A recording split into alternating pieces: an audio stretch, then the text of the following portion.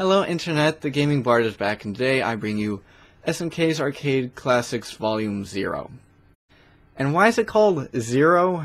Well, it's the collection that was released after Volume 1, and the arcade games in this collection are older than the ones in Volume 1. Are they good? Well, yes. And since they're 80s arcade games, you can play them, even though this is the Japanese release of the game. And yes, it's just the Japanese. The US did not get this release. Even though, like, 80% of this thing is in English, they still didn't do it. Don't ask me why. But they're still good arcade games, nevertheless. Simple, fun, easy to play. In fact, there's really only two hurdles that you would have to get over when playing this collection. One is the fact that two of the buttons are kind of reversed. In this, the circle button is the OK button and the X button is the cancel button. Why they switch it when they bring all the games over to America, I don't know. I mean, X is wrong, right? The second one is the enabling and disabling of the strafing command. It allows you to shoot to the left while you're walking to the right, vice versa, or, multiple directions. You're able to shoot in one direction and walk in the other. That's the only command that's in pure Japanese that you would have to do some experimenting with to figure out. Everything else isn't too hard to figure. The only other real problem you would have to figure out is what the buttons do. But generally speaking, the triangle inserts the coins, the start button starts the game, and the square button is your main action command. Everything else starts to fill in. X might be the next thing, and circle will be the next thing. And the L and R's, well, they take care of your strafing controls when you have the thing enabled. And just for reference, before I forget, this is on, and this is off. Oh yeah, even though these games can have up to 2 players, you can only have 1. They limited you on this collection, which I think is a bunch of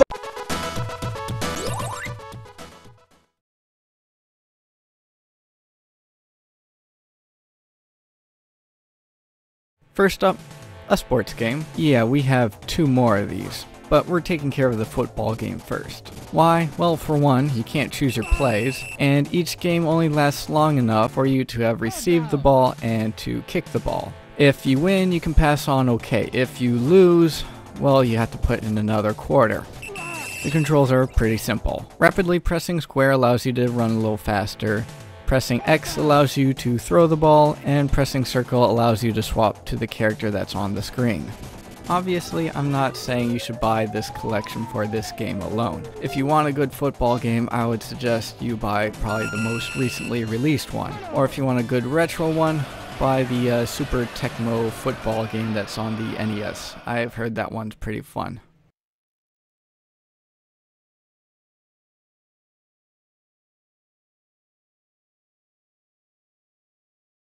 The only reason why this game got ranked over the football game is the fact that there aren't many Olympic games out there, and there's probably a good reason why.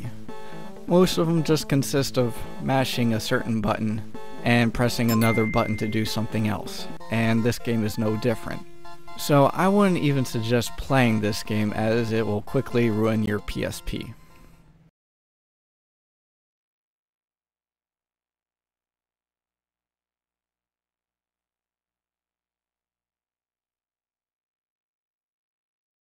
So yeah, a baseball game. I'm at a bit of a loss here. I haven't played too many baseball games, so is it good? Is it bad? Oh, I don't know. I don't even know what I'm looking at, and I'm looking at plain English numbers. And just like every other baseball game, it plays like baseball.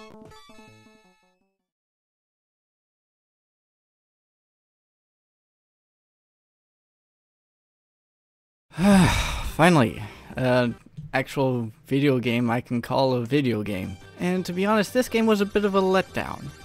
It's one of the games that's a high number 17 out of 20, which means it's one of the more recently made games on this collection, but it's oddly enough one of the more blander ones in there.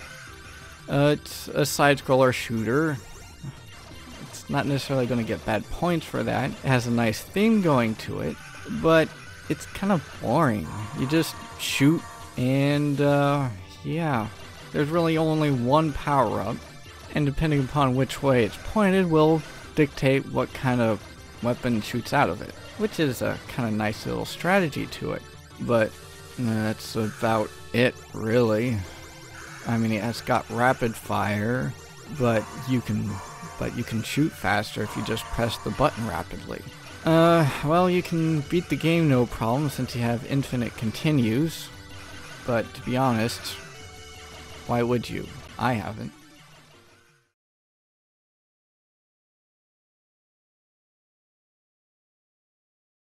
Yeah, a top-down shooter. Don't worry, these aren't going to be all low-ranked with the shooters. There's just a lot of these. And this one isn't bad per se. It's just that there's a bunch of other ones that do pretty much the same thing, except they have more power-ups. So I'll basically get the basic mechanics out of the way. As I said, top-down. Well, there's basically two different firing attacks. One shoots the aerials, and one shoots at the enemies on the ground. Obviously the reticle is the one that shoots things on the ground, and you have to aim that reticle up more or less to the ground opponent. And well, there's really not much else to say about this game other than the fact that it would be a rather pain to beat. Why? Because you have limited lives and no continues. Even if you put in another coin, you will start right back at the beginning.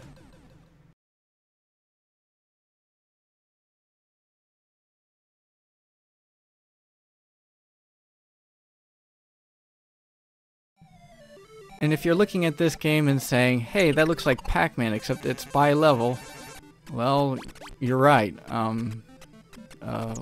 Crap. Time filler? I don't know. Well, what else to say? Well, you can beat this game no problem with its infinite continues. Next game.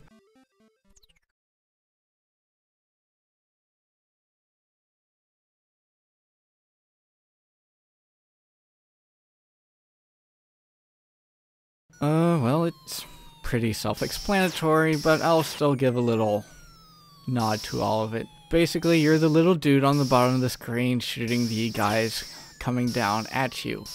Things that can kill you are the things that they shoot and the bodies that fall when you kill them.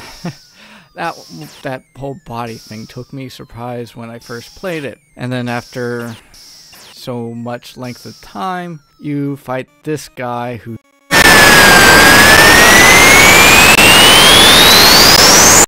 shoots fire at you. Basically, run away, and then you start the level all over again. Except this time, you can shoot 2 darts. And if you keep on playing, I'll leave that up to you to figure out if you want to play, but I'm sure you can figure it out. Well, that was about it. I mean, I don't rank this game as low as the others because I do take its age into consideration, and it's still pretty fun. And just be aware that as soon as you get the game over, you're done. Time to start all over again.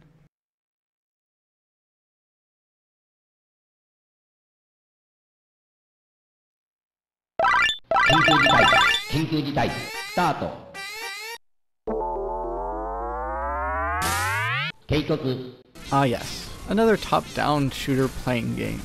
Well, what sets this one apart from the rest? Well, besides the obvious facts that you have a slightly bigger plane than usual, and the fact that you actually have to watch your fuel, after a while you'll start going backwards.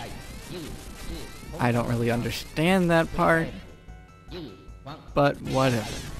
And this is another game where you can't continue. And it's also the first game on my list to allow the strafing setup with the L or R or wherever you're pointing at.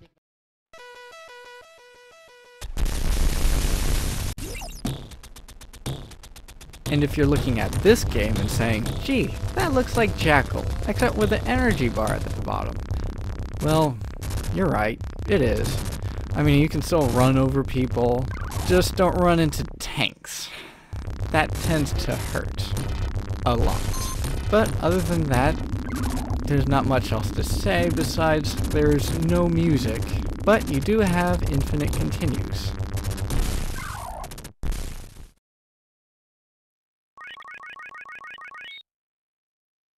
At first when I saw this game, I thought it was Ikari Warriors Goes to Hell.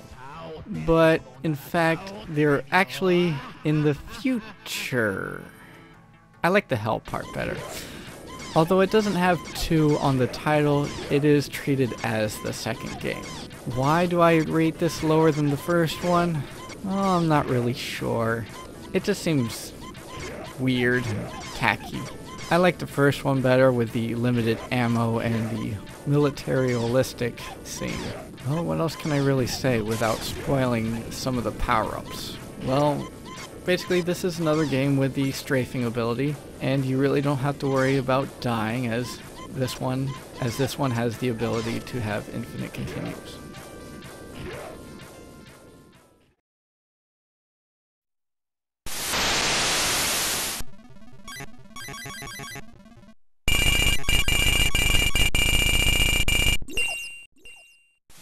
Okay, another top-down shooter. Well, this one's better than the HAL 21, despite being about a year older than that game. It still more or less follows the same gameplay mechanics, where there's one type of arsenal to shoot enemies in the air, and a second arsenal to shoot enemies on the ground. The difference here is it's kind of free roamish. You've got a entire base to destroy, and well, that's the main objective of each level. Destroy the base without getting killed. You don't have infinite continues here, so be careful.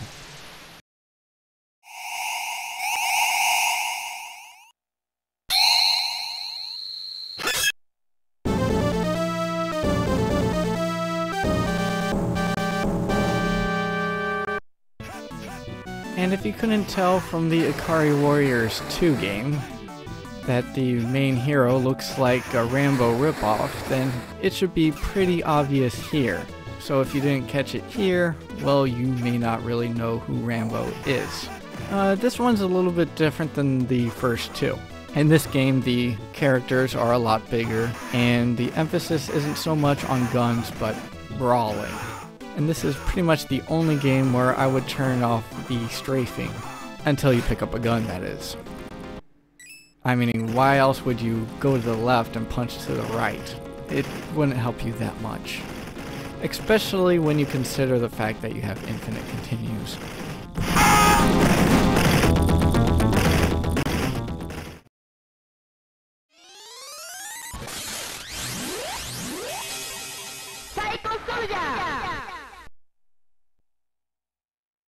A lot could be said about Psycho Soldier, so I'll just spew it all out in a ramble, so to speak. First of all, this is like Capcom's Sun game. Jump from level to level, and you shoot things. Don't get hit because you'll die.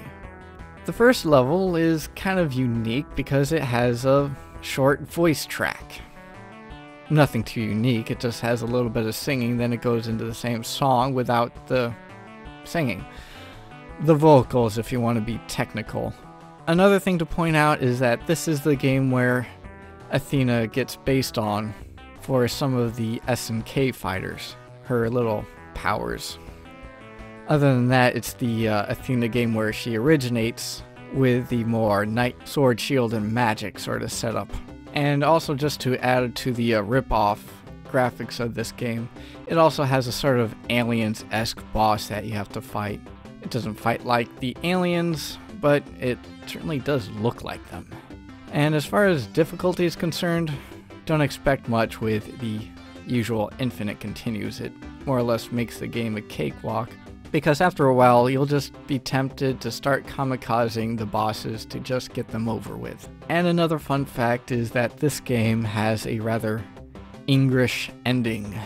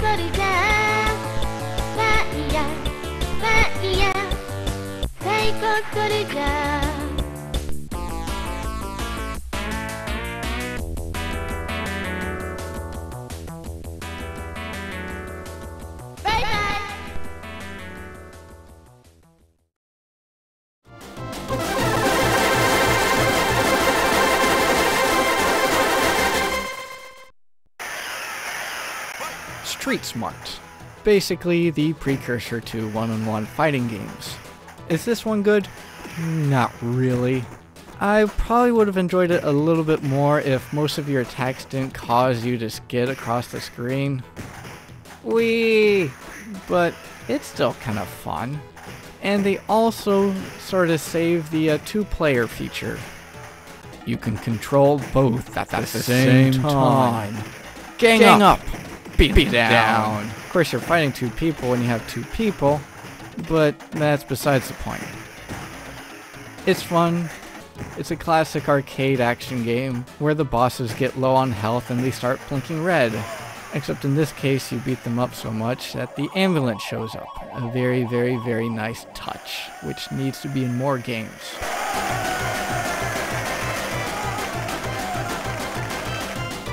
Congratulations!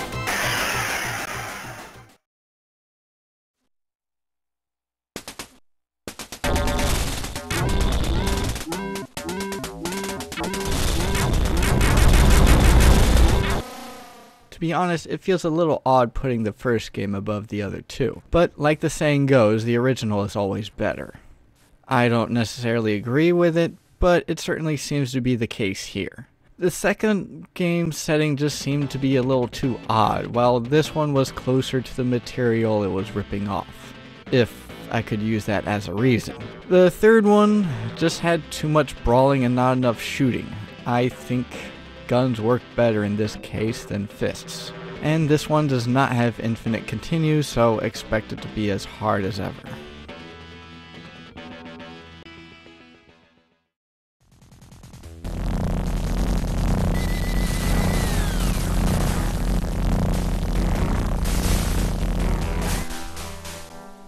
Guerrilla War.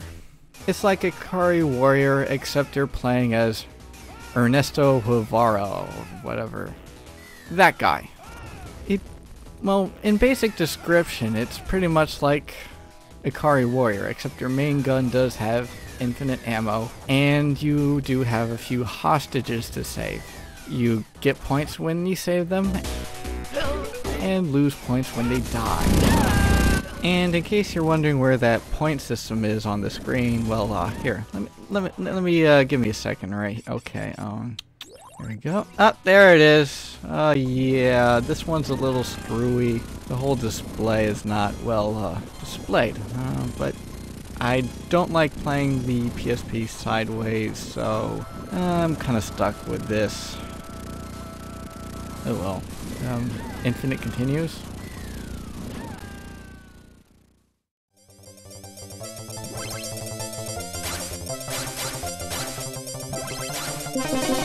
And just so you know, ASO stands for Armored Scum Objects. An odd name for an otherwise fun game. Like the HAL 21, you have aerial and ground enemies, which each have their own weapon to use against. The difference is in the power-ups. You have to pick up 3 things and then you get the power-up. You just don't pick up one thing and you get a power-up. Unless it's one of those side effect, well, alternate power-ups which do various things, like boost you ahead in the level, or clear the whole field. And that's pretty much what I'll spoil. Half the game's fun is trying to find out what all these power-ups do, and not just shoot things. Add into the fact that you have limited lives, you may be coming back to this game a lot just to figure out what each and everything does, and how far you can get.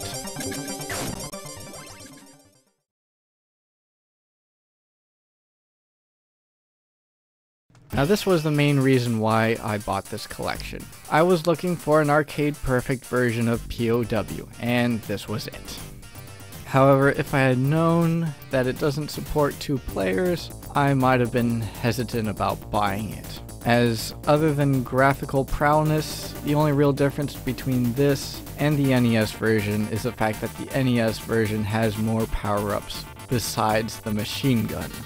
But other than that, it's a side-scrolling beat-em-up game, which is quite enjoyable. And pretty easy to beat with its abusable infinite continues. And as an extra, I'll show you a few bugs I managed to catch while recording my playthrough of the game.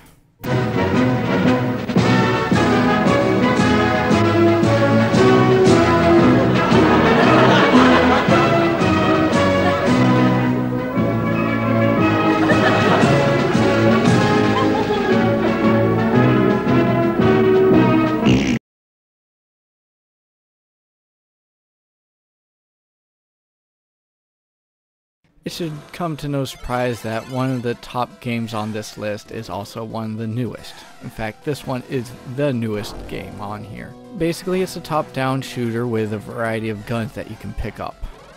One isn't necessarily better than the other, but each one has their own fun. It has their normal fire, and if you hold down on the fire button, it'll charge up to do some other special move. Other than that, you can do a little barrel roll sort of thing. Well, it's not really a barrel roll when you're not in a plane, but still, you can do a slight roll in various directions. It's good for avoiding enemy fire and getting over a couple of pits. Just be aware that this maneuver doesn't have any invincible frames to speak of, so you really can't go through enemies. But in case you haven't thought of it already, it certainly has an Aliens ripoff vibe going for it.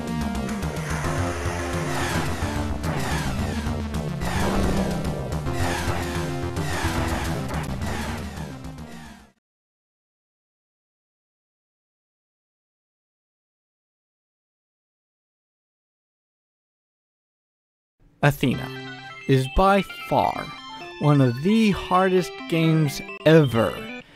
If you ever wanted to know what it felt like to be a 12-year-old girl in a forest that wanted to kill you, this is it. I'm serious. If you took the difficulty of Ghosts and Goblins, turned Arthur into a girl, and added arcade-like difficulty, you would have Athena. It's not to say it seems unfair, you get like, but it is. You die so fast in this game, and it's hard. There's like a lot of stuff to pick up, but it's hard. What can I say? It's hard, it's hard, it's hard. It's brutal. I mean, so what if you have infinite continues? You gotta get past those checkpoints, and I have no idea how to beat the boss. I mean, that's the first boss, mind you. I have no idea where... I mean, I had good gear. I really didn't know what I was doing, so I got killed, but imagine if you got up to it and you didn't really have anything good. Or anything for that matter. You'd get slaughtered. You might as well just give up and start again. It's that kind of game. But I still add it to the top of the list because it has some good popularity. It's Athena. She got put into other SNK fighting games. She's so popular. I mean, if you look at the front of the cover of this game, she's the most prominent figure, the biggest end in the center. In the end, there's the comic that was probably done in the 80s of how to play this game. So obviously, if you're going to buy this collection, you would buy it for Athena, or at least the Japanese players would, because most people wouldn't know what Athena was in America unless they played the Athena NES game. And that's slightly easier. Probably due in part because it's on the Nintendo, but still, this game is hard. I got lucky on that recording because I actually got up to the boss. That was the only time I've done that. It's hard, but to a certain respect, some people enjoy it, and it's frantic, and sometimes those are the best kind of video games to play, I think.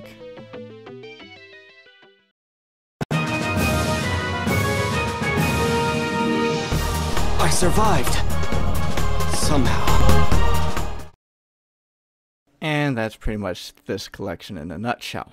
The only real extras is the gallery. And the gallery doesn't really have much to it. In fact, it almost would have been better had they excluded the thing altogether. There's about 38 pictures, and you really can't flip-flop through them. You have to flip through each and every single one to find the one you want. Now, that's okay because there's only 38 pictures. Remember the pictures that you want to see, and flip to that one. However, the music gallery is a complete mess. Granted, you can jump to the song you want, but they're only listed by number. There's no indication of what the title of the song is or even what game they came from. It's all 168 songs slapped together. It is an entire mess. And no, these things aren't even in chronological order. Now, if you feel like buying it but aren't up for buying it online from the import site, there are other ways for you to buy copies of these games. First is, well, buying it off the PlayStation Network. Now, if you're a bit hasty and looked at the PlayStation Network and couldn't find it, well, that's because it's on the Japanese PlayStation Network only. In order to access that, you would have to make a Japanese account and scour through that. I haven't tried it myself, but I'm pretty sure you could find a decent tutorial by using Google or YouTube. Plenty of people have already done it for various other games. Past that, I think your only other option would be searching for each individual game. I think there are actually some that made it to the PlayStation Network, but there's other ports as well on the Nintendo consoles and Sega consoles. They may not be as great as the arcade, but you could still find their carts and have fun with them. And with that being said, this is Thegamingbard, signing off.